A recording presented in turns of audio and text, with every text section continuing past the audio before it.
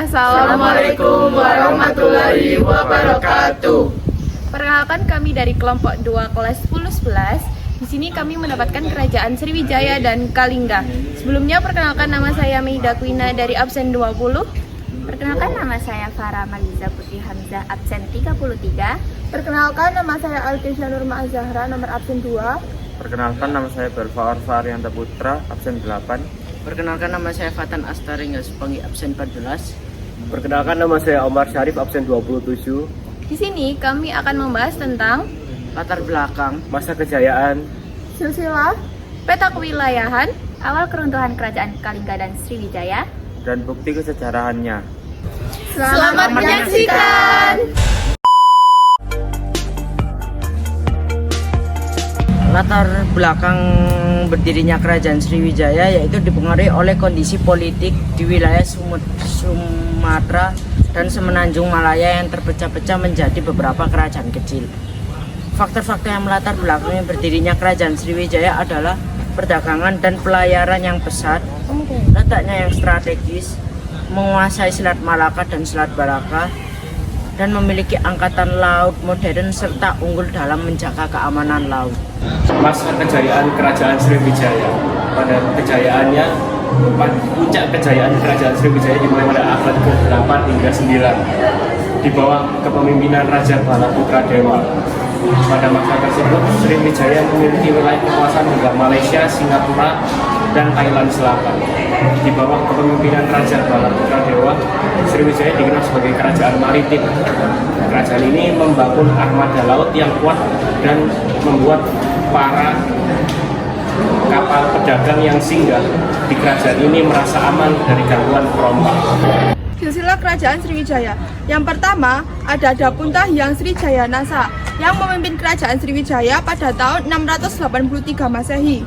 Lalu yang kedua ada Indrawarman yang memimpin kerajaan Sriwijaya pada tahun 702 Masehi. Yang ketiga ada Rudra Wikrama yang memimpin kerajaan Sriwijaya pada tahun 728 sampai 742 Masehi. Lalu ada Sang Ramandajaya yang memimpin kerajaan Sriwijaya pada tahun 775 Masehi. Lalu ada Dharanindra atau Rakai Panangkaran yang memimpin kerajaan Sriwijaya pada tahun 778 Masehi. Ada Samaragrawira yang memimpin kerajaan Sriwijaya pada tahun 782 Masehi. Ada Danme I yang memimpin kerajaan Sriwijaya pada tahun 790 Masehi. Lalu ada Samaratungga yang memimpin kerajaan Sriwijaya tahun 792 Masehi. Ada Bala Putra Dewa yang memimpin kerajaan Sriwijaya pada tahun 856 Masehi. Ada Sri Udayati Dyawarman yang memimpin pada tahun 960 Masehi. Sri Wuja atau Sri Udayatian yang memimpin pada tahun 961 Masehi. Ada Hishaisi yang memimpin pada tahun 980 Masehi. Ada Sri Cudamani Warmadewa pada tahun 988 Masehi. Ada Malayagiri pada tahun 990 Masehi. Ada Sri Marawijaya Tunggawarman yang memimpin pada tahun 1008 Masehi. Sumatera Bumi yang memimpin pada tahun 1717 Masehi. Ada Sri Sanggarama Wijaya Tungwarman yang memimpin pada tahun 1025 Masehi. Sri Dewa 1028 Masehi. Dharma Wira 1064 Masehi. Sri Maharaja 1156 Masehi.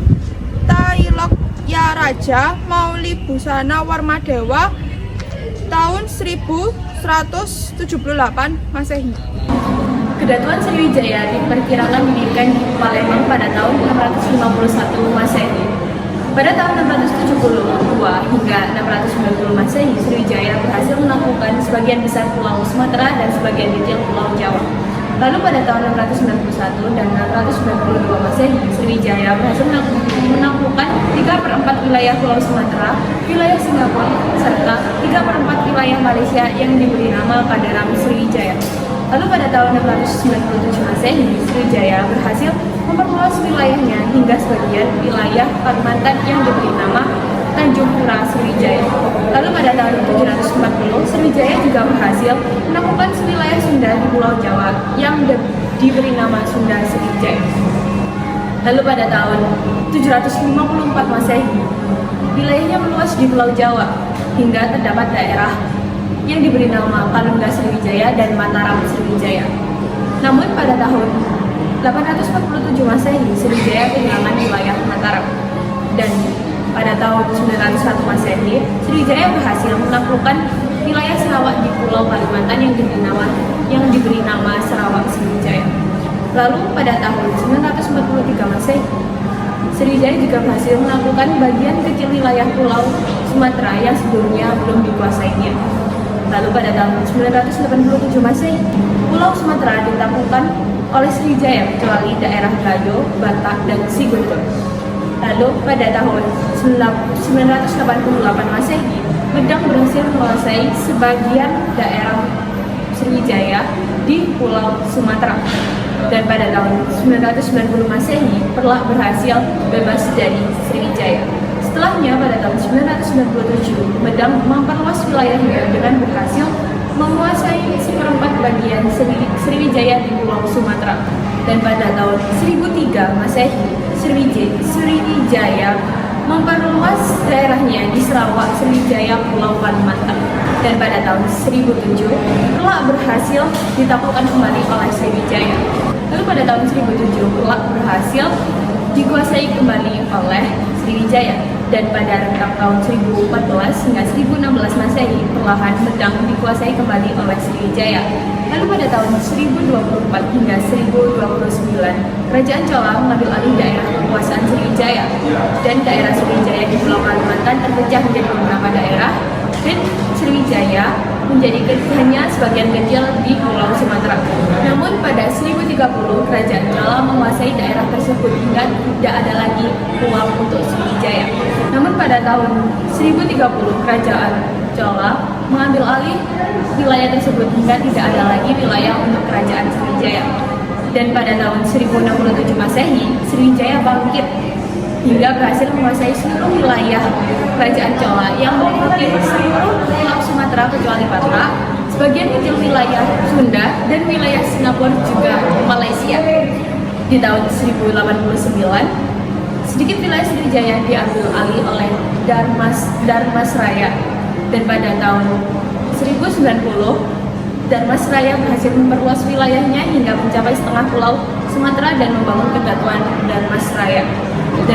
Dan pada akhirnya, pada tahun 1100, Sriwijaya runtuh tak bersisa, yang menjadi beberapa bagian daerah. Awal keruntuhan Kerajaan Sriwijaya, alasan utamanya yaitu karena tidak ada pengganti raja baik dan bijaksana setelah Balaputra Dewa wafat pada 835 Masehi. Hal ini membuat rakyat Sriwijaya tidak percaya dengan pemerintahannya, dan juga militer dari Kerajaan Sriwijaya semakin melemah, mengakibatkan wilayah-wilayah yang dulunya dikuasai sudah satu persatu sudah merdeka dan juga berani menyerang Sriwijaya. Runtuhan Kerajaan Sriwijaya juga disebabkan oleh serangan dari dinasti Chola India Selatan yang saat itu dipimpin oleh Rajendra Chola. Penyebab serangan ini karena pajak yang dikenakan Kerajaan Sriwijaya terlalu tinggi sehingga merugikan kapal-kapal dari Chola Mandala. Dinasti Chola akhirnya memutuskan untuk menyerang Kerajaan Sriwijaya dua kali, yaitu pada 1017 dan 1025. Akibat serangan ini, Kerajaan Sriwijaya mengalami kemunduran yang signifikan. Bahkan beberapa wilayah di bawah kekuasaannya berhasil direbut.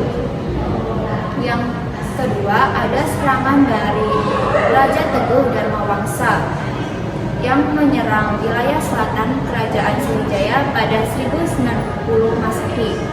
Selain itu, Kerajaan Majapahit di bawah pimpinan Aditya Warman juga menyerang Sriwijaya pada 1477. Serangan itu mengakibatkan Sriwijaya tunduk pada kekuasaan Majapahit. Serangkaian serangan ini makin memperburuk kondisi Kerajaan Sriwijaya yang saat itu sedang menghadapi kemunduran.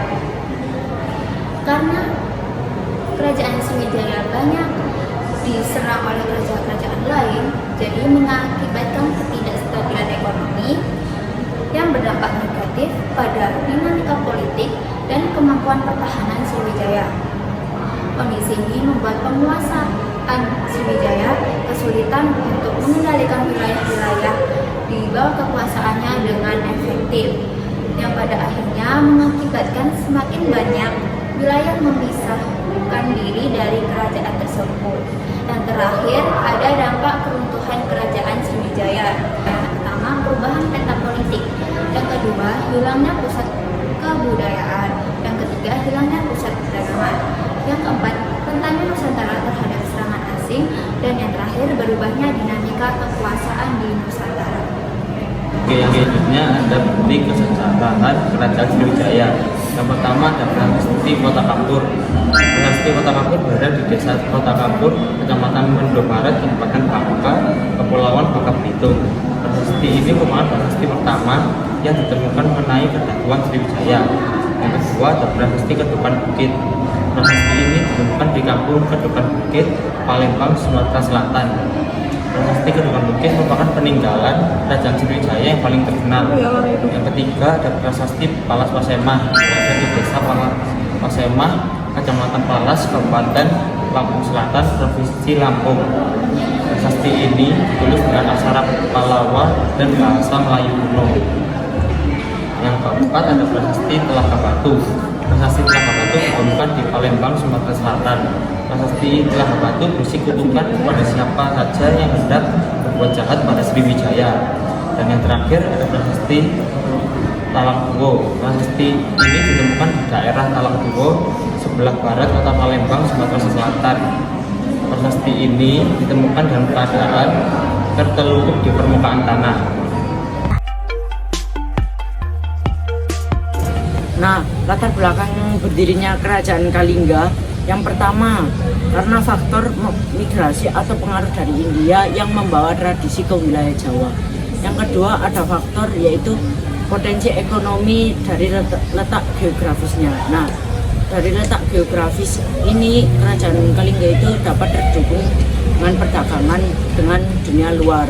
Nah, setelah itu yang terakhir yaitu karena pengaruh Hindu-Buddha, karena perkembangan agama Hindu-Buddha, sehingga itu menjadi landasan ideologinya bagi Kerajaan Kalingga. Masa kejayaan Kerajaan Kalingga. Pada masa kejayaannya, Kerajaan Kalingga dipimpin oleh Ratu Sima pada tahun 674 Masehi. Ratu Sima dikenal sebagai pemimpin yang adil, tegas, dan bijaksana. Kerajaan Kalingga juga dikenal memiliki lembaga pendidikan yang sangat maju, dengan banyak penduduk dari luar negeri yang datang belajar agama Buddha di kerajaan ini. Pada masa pemerintahan Ratu Sima, kerajaan ini mencapai puncak kejayaannya dengan rakyat yang hidup makmur dan tentram. Keberhasilan ini juga didukung oleh hubungan internasional yang baik dengan negara-negara seperti Cina dan India. Lalu selanjutnya ada silsilah Kerajaan Kalingga. Raja pertama Kalingga adalah Prabu Basundari, pemimpin di tahun 594 Masehi sampai 605 Masehi. Sebelum digantikan Prabu Basundari hingga 632 Masehi, Prabu Basundari adalah sosok yang berhasil membawa Kerajaan Kalingga ke puncak kejayaannya. Ada beberapa nama raja pemimpin Kerajaan Kalingga, yaitu Prabu Basudara, Prabu Kiratasinghe, Prabu Waksinawi, Prabu Kartikoyasura, dan terakhir Ratu Sima. Diperkirakan pada tahun 632 Masehi, Banu dari India Timur Kalingga mendarat di Jepara dan tak lama kemudian mendirikan Kerajaan Kalingga yang ibu kotanya di Jepara. Lalu pada masa Ratu Sima, Kalingga dibagi menjadi dua daerah, yakni Kalingga Utara dan Kalingga Selatan yang diberi nama Bumi Mataram. Dan tak lama setelah Ratu Sima wafat, Kerajaan Mataram pun didirikan. Lalu pada tahun 752 Masehi terjadi ekspedisi Sriwijaya menaklukkan Kalingga, yang akhirnya menjadi daerah Kalingga Sriwijaya. Namun pada tahun 1036 Masehi, Kalingga runtuh dikuasai oleh Kahuripan dan tak lama kemudian bersatu menjadi Pulau Jawa. Awal keruntuhan kerajaan Kalingga disebabkan oleh meninggalnya Ratu Sima pada 695 Masehi. Sepeninggal Ratu Sima, kerajaan Kalingga dibagi menjadi dua bagian untuk anaknya, yaitu Dewi Parwati yang menguasai Kalingga Utara dan Narayana menguasai Kalingga Selatan. Sempat terjadi prahara di Kalingga Utara sebab setelah Parwati meninggal terjadi perebutan tahta. Narayana yang tamat ingin menguasai seluruh wilayah Kalingga dengan dibantu oleh bala tentara dari kerajaan Indraprahasta. Narayana pun berhasil untuk merebut wilayah Kalingga Utara. Kepemimpinannya semakin lemah dan persaingan dagang dengan kerajaan Sriwijaya menjadi faktor utama keruntuhan kerajaan Kalingga ini. Karena kerajaan Sriwijaya sedang berkembang dan ingin menguasai jalur perdagangan di Nusantara, akhirnya kerajaan Sriwijaya menyerang Kalingga. Serangan Sriwijaya mengakibatkan kerajaan Kalingga kehilangan kekuasaannya. Pada sekitar tahun 755 sampai 742 Masehi, kerajaan ini pindah ke bagian Jawa, bagian timur, dan perlahan mengalami kehancuran. Adapun dampak keruntuhan kerajaan Kalingga, yang pertama, melemahnya stabilitas politik dan ekonomi, meningkatnya kriminalitas dan pelanggaran hukum. Yang ketiga, kehidupan masyarakat menurun. Yang keempat, kerajaan terpecah menjadi dua bagian, yaitu kerajaan Kelin dan kerajaan Medang. Yang kelima, terpecahnya kerajaan Kalingga diyakini menjadi cikal bakal kerajaan besar di Jawa. Oke, yang terakhir ini ada bukti kesejarahan kerajaan Kalingga. Pertama, ada Prasasti Tukmas. Prasasti Tukmas berada di Sundakawu, Desa Lebak, Kecamatan Drapa, Kabupaten Magelang, Jawa Tengah. Prasasti ini berada di lereng barat Gunung Merapi. Prasasti ini dibuatkan pada batu alam besar yang berada di dekat mata air. Yang kedua, ada Prasasti Sojomerto. Prasasti Sojomerto merupakan batu tertulis peninggalan Mangsa Sailendra yang ditemukan di Desa Sojomerto, Kecamatan Reban, Kabupaten Batang, Jawa Tengah. Yang ketiga, ada Candi Angin. Candi Angin berada di Desa Tempur, Kecamatan Keling, Kabupaten Jepara, Provinsi Jawa Tengah. Candi Angin diduga dibangun oleh umat Hindu atau Buddha. Candi ini diperkirakan dibuat dari Candi Prambanan dan Candi Borobudur. Dan yang terakhir ada Candi Bubra. Candi Bubra berada di Duku Bener, Desa Bukisan, Kecamatan Prambanan, Kabupaten Klaten, Jawa Tengah. Candi Bubra merupakan candi Buddha yang dibangun pada abad ke-9. Terima kasih.